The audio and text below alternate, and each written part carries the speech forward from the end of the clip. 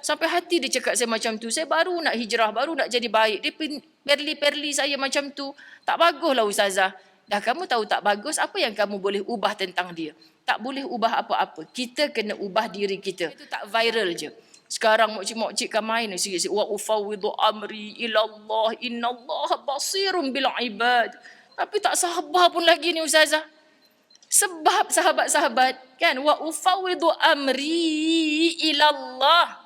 Segala urusan yang kita dah macam hilang sabar ni, aku fikir pun aku makin stres. Dulu gemuk, sekarang makin kurus, bukan sebab diet tapi memang sebab fikir masalah tu tak habis-habis, tak settle-settle sahabat. Cuba lapangkan dada dengan wa ufawwidu amri ilallah. Kan maksudnya kita bulat tekad, aku serahkan semuanya kepada Engkau ya Allah. Betul-betul. Sebagai hamba yang dipandang Allah, kita kadang-kadang tak rasa dipandang Allah sahabat. Kita rasa dipandang Allah, orang tengah ambil video tu kan viral macam mana. Itu je kita takut. Tanpa video, tanpa CCTV segala, Allah Maha memerhatikan. Innallaha basirun bil ibad. Allah pandang. Kan dapat lagi ayat daripada ustaz mana entah suruh baca qul in kuntum tuhibbunallaha fattabi'uni yuhibbukumullah wa yaghfir lakum dzunubakum. Ustazah anak-anak degil boleh lembut hati kan baca ayat tu. Ustazah tu ayat pengasih kan, suami yang nak lari daripada rumah dia kata, padahal suami tu tak lari daripada rumah. Memang hobi dia suka berlari-lari, sahabat-sahabat dirahmati Allah. Tu macam mana nak ikat kaki dia ustazah? Ada orang ajar suruh baca qul in kuntum tuhibbunallah. Saya sengih je sahabat. Faham ke tidak maksud ayat tu? Qul in kuntum tuhibbunallah fattabi'uni. Nabi yang cakap, katakanlah kalau engkau benar-benar cintakan Allah, fattabi'uni, maka ikutlah akan daku. Daku tu siapa? Muhammad sallallahu alaihi wasallam.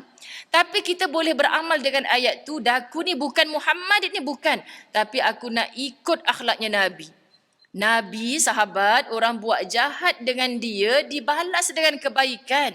Aku boleh ya Allah Nabi makan tangan kanan, aku makan tangan kanan. Ya Allah, aku nak ikut akhlak Nabi. Hatta aku dulunya pakai beruk gigi, sekarang aku nak bersugi je lah ya Allah, nak ikut sunnah Nabi. Jangan pernah menghina kalau kita tak suka dengan siwak tu, jangan. Kalau kita tak nak bersiwak dengan kayu sugi, kita gunakan beruk gigi, tak haram pun. Tapi kalau kita mengeji sunnah Nabi itu, sahabat-sahabat, kamu berhati-hati. Kan itu memang kesukaan Nabi. Raikan sahaja. Kita tak mampu buat, jangan tak bersihkan gigi. Kenapa tak gosok gigi kak? Kan sebab sunnahnya bersiwak ustazah. Saya ni tak boleh pakai, asal bersiwak je saya muntah. Jadi gosok gigi pun tak payahlah. Teruk benar kehidupan macam tu. Subhanallah sahabat-sahabat. Jadi kita tiru sunnah Nabi. Boleh ustazah yang ni saya tak suka bersiwak, tapi sekarang alhamdulillah bila baca kelebihan fadilat dia, saya suka dah bersiwak. Okey, alhamdulillah. Sampai tahap tu dia bersusah payah. Tapi yang Nabi, orang balas, orang buat jahat pada dia, dia tetap membalas dengan kebaikan. Kerana dia tahu sahabat-sahabat, kejahatan ini akan lumpuh dengan kebaikan yang kita buat. Masya Allah. Macam mana nak berdepan dengan orang yang jahat dengan kita? Tak ada lain, terus buat kebaikan. Masya Allah, mula-mula mungkin kita diserang, mula-mula mungkin pagi tadi sahabat usrah kita, ustazah dulu tudung saya singkat, dia katakan, sekarang saya alhamdulillah lah, saya dah boleh bertudung labuh sikit macam ni. Tapi kat pejabat semua orang panggil saya ustazah. Dia katakan, saya tak suka lah ustazah. Tak apalah. Sedangkan yang ustazah pun belum tentu lagi baik. Minta maaf ya sahabat-sahabat dirahmati Allah, bukan title itu yang membawa kita ke syurga. Kalau dia cakap macam tu, kamu sakit hati, cubalah aminkan, jadikan itu sebagai doa. Kan kalau masyarakat memandang asal ustazah je baik, kita ni sedar diri kita belum baik. Sahabat-sahabat dirahmati Allah, jadikan itu sebagai doa daripada orang lain. Dan orang yang terzalimi hatinya, dia minta apa pun dengan Allah lebih mudah dapat berbanding orang yang menzalimi. Kerana orang yang dizalimi, orang yang dalam kasih sayang Allah. Faham? Orang yang menzalimi, orang yang dalam murkanya Allah. So selagi mana akak berada dalam, sampai hati dia cakap saya macam tu, saya baru nak hijrah, baru nak jadi baik, dia perli-perli saya macam tu, tak baguslah ustazah. Dah kamu tahu tak bagus, apa yang kamu boleh ubah tentang dia? Tak boleh ubah apa-apa. Kita kena ubah diri kita. Dah mulut orang macam mana, dia penat nanti dia senyap lah. Mudah-mudahan nanti bila dia dah penat, aku jadi ustazah betul, amin kan. Dia kata simple je ustazah. Tak betul, sebab mak ustazah dulu pun macam tu. Mak, ada orang tu kan, alah tak apalah mak tengok mungkin gemuk je, bukan kurus pun. Okey je kan. Jadi simple sahabat-sahabat, kita balik tak jadilah nak ngadu kat mak, ngadu kat Allah. Sebab apa? Sebab betul dah pun, bukan bakar rumah kau pun. Kalau bakar rumah kau pun masih lagi boleh ngadu kat polis kan, laporkan kat bomba, boleh je. Ada jahat jadi jiran apa macam tu sekali. Contoh sahabat-sahabat.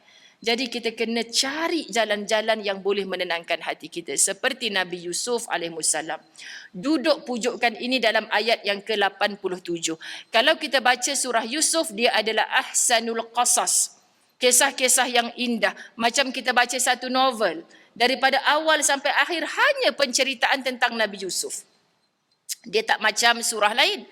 Kita baca, kenapa nama surah Al-Baqarah ya Ustazah? Sebab ada kisah tentang lembu betina dalam tu. Tapi keseluruhan surah tu tak cerita pasal lembu saja. Okay, ada banyak lagi pelajaran-pelajaran lain. Tapi surah Yusuf disebut sebagai ahsanul qasas, sebaik-baik pengkisahan, penceritaan. Kerana kalau kita baca surah Yusuf tu, okey aku faham. Ini ujian yang dilalui oleh Nabi Yusuf. Masya Allah, sampai adik-beradik dia dengki kat dia, dia humban dalam perigi buta. Ada orang USJ yang adik-beradik dengki sampai kena humban dalam perigi buta. Perigi buta pun kita tak jumpa dekat USJ ni. Sahabat-sahabat dirahmati Allah kan. Adik-beradik saya sendiri Ustazah, sampai hati dia buat saya macam ni. Dia yang aniaya saya, dia yang pedajal saya. Itu biasa atas dunia sahabat-sahabat. Jangan kita yang pedajal ke orang. Sebab apa Kak, setakat orang buat macam tu, dia buat macam mana? Dia tak datang rumah saya raya baru ni Ustazah. Dah lah saya rindu kat dia 2 tahun tak boleh pergi berziarah. Tahun ni orang semua datang rumah saya, dia je tak datang. Akak pergi tak rumah dia? Taklah dah dia tak datang. Ada, kita suka salahkan orang. Dah sampai 29 Syawal orang lain datang, dia tak datang. Pasal apa kita tak pergi? Mencemar duli walaupun kita kakak. Faham tak sahabat-sahabat dirahmati Allah? Ni tak, dia adik kot Ustazah, dia mestilah datang kat rumah saya. Kita bukan bersifat seperti Nabi Yusuf yang dijamin syurga oleh Allah.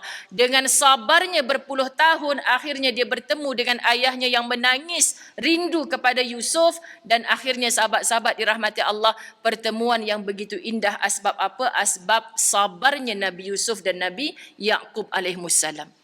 Dan adik-beradiknya pun boleh disatukan semula kerana nilai kasih sayang. Tapi kalau kita pakat macam itulah, duk petujai dahi orang kata. Kan? Dia adik kot Ustazah, kenapa dia tak datang? Tiap-tiap tahun dia yang datang. Ustazah pun kata, nampak sangat salahnya dia ni. Sebab apa? Sebab tiap-tiap tahun dia datang rumah saya, tahun ni tak datang. Akak tiap tahun pergi tak? Tak, memang tradisi kami macam tu. Yang bongsu ziarah yang tua kan sahabat. Salahlah macam tu sahabat-sahabat dirahmati Allah kan. Tukang cucuknya ramai pula si adik. Dulu dia tak kahwin. Sekarang dia kahwin, bininya baik, jom bang kita pergi tradisi keluarga abang kan. Dapat pula mak mentua. Asyik engkau je pergi rumah kakak engkau tak pernah pergi rumah engkau. Tu tukang hasutnya tadi. Masya Allah, kita tak selamanya macam dulu. So berubahlah mengikut keadaan yang Allah pilih kita hidup pada zaman itu. Syaratnya sekarang pun kita beriman, mati kita masih beriman.